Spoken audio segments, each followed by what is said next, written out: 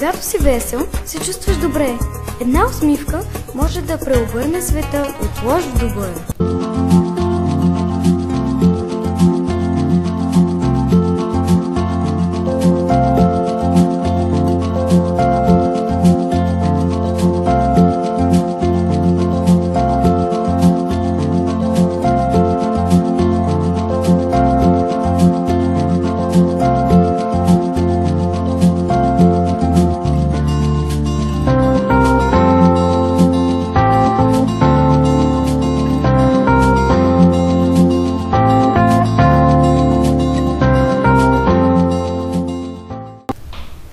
За съжаление, в живота има неща, които ни натъжават.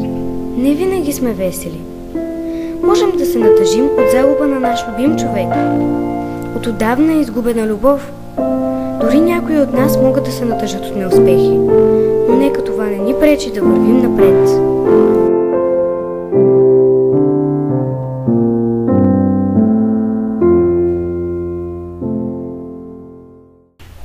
Мечтите са като криле, които ни носят към един вълшебен и приказен свят.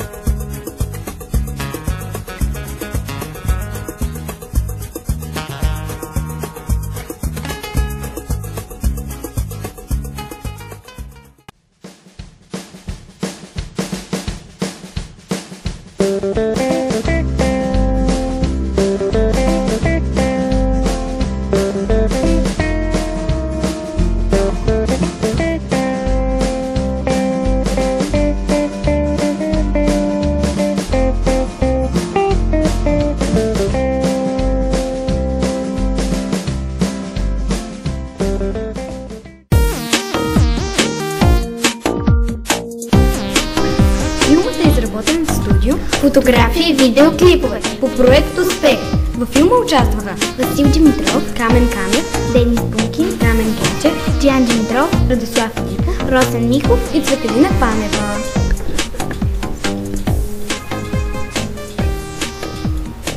Музика. Мечтание на Шуман и други музики от интернет. Ефекти видео. Вероника Иванова. Снимки. Вероника Иванова. Благодаря ви, че гледахте София юни 2012 година.